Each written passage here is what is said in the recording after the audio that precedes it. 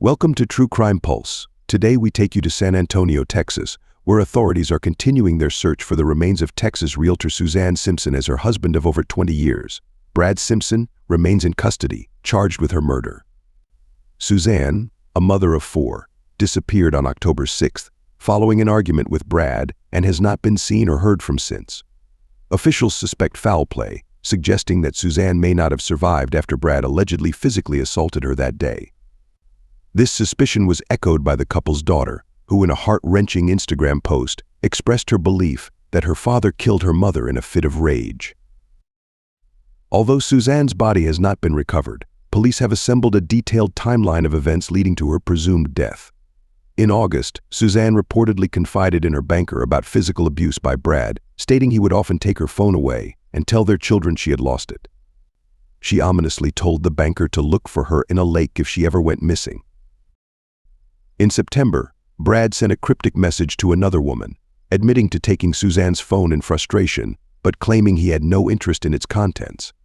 The woman later informed investigators that Suzanne was aware Brad monitored her movements and described him as extremely jealous. On the day Suzanne disappeared, the couple attended a party in Alamo Heights with their 5-year-old daughter. Witnesses reported seeing them argue. Later that evening, Suzanne was captured on surveillance footage at an H-E-B grocery store. Shortly after leaving the store, Suzanne called a friend and her mother, reporting that Brad had assaulted her, causing pain to her arm, neck, and back. She then went to a family friend's house, but returned home later that evening, where a neighbor witnessed a violent altercation between Suzanne and Brad.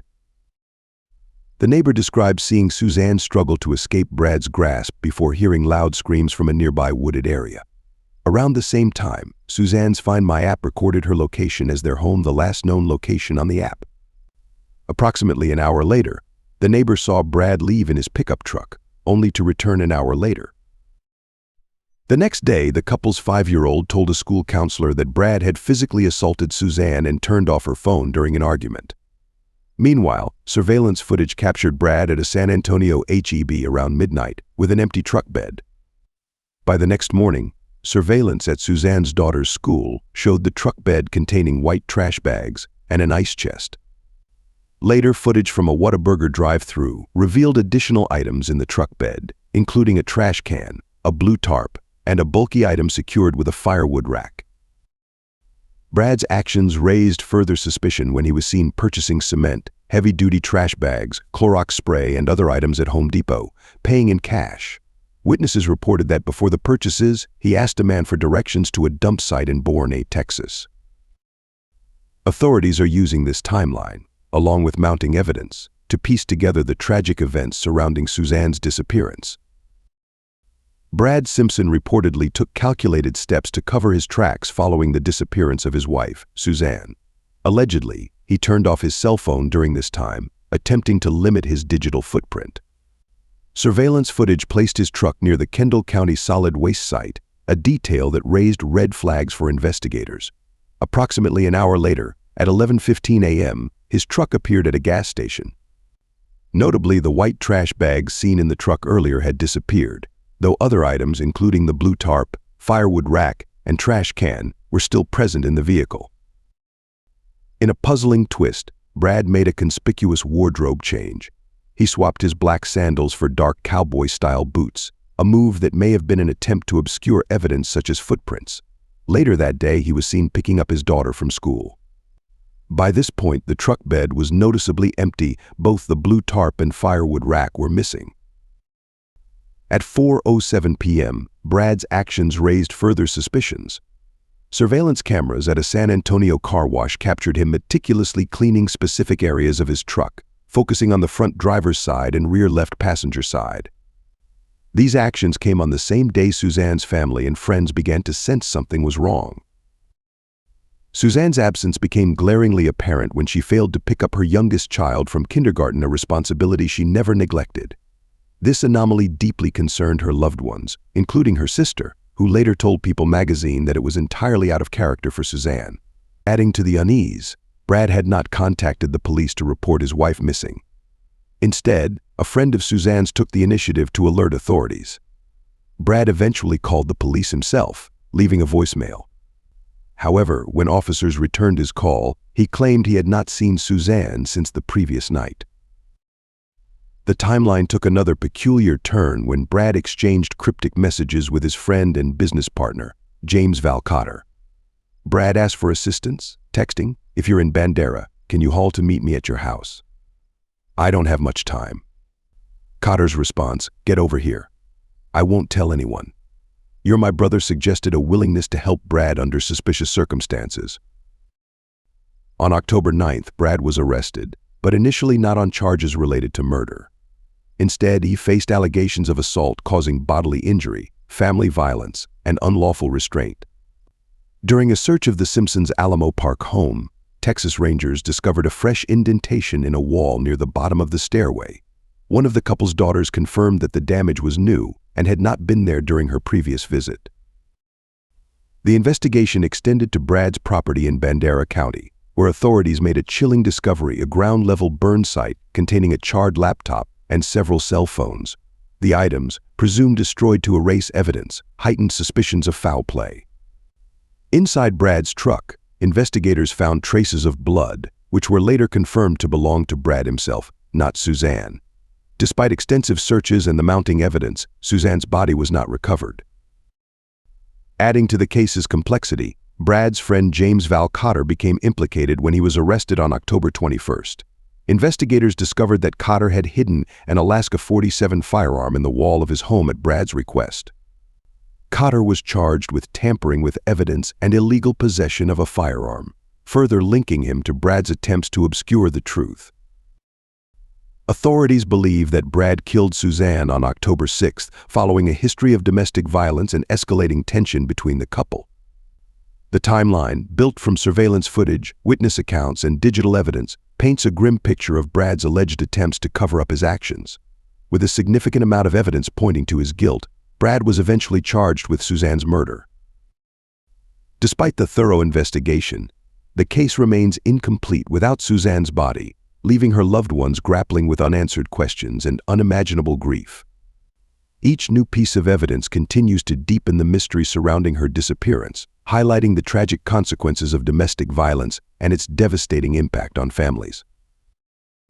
Despite an extensive search and mounting evidence, Suzanne Simpson's body has yet to be located, leaving her family and law enforcement in anguish as the investigation stretches into its second month. The search for Suzanne remains a top priority for authorities, who have turned to advanced forensic and technological methods to uncover critical clues. Central to this effort is an in-depth analysis of cell phone data, a key component in modern investigations. By examining GPS coordinates, cellular tower pings, and metadata from photos or messages, investigators aim to pinpoint areas where Brad Simpson may have traveled in the critical hours following his wife's disappearance. The rural landscape of the region poses significant challenges for search teams. With its sprawling open spaces, dense brush, and remote trails, such terrain can easily conceal evidence. To overcome these obstacles, law enforcement is employing drone technology equipped with high-resolution cameras capable of scanning large areas from above.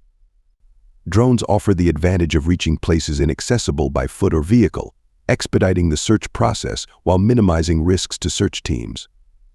Ground teams, composed of experienced personnel familiar with the rugged geography, are being deployed in a systematic grid pattern to methodically comb through prioritized locations.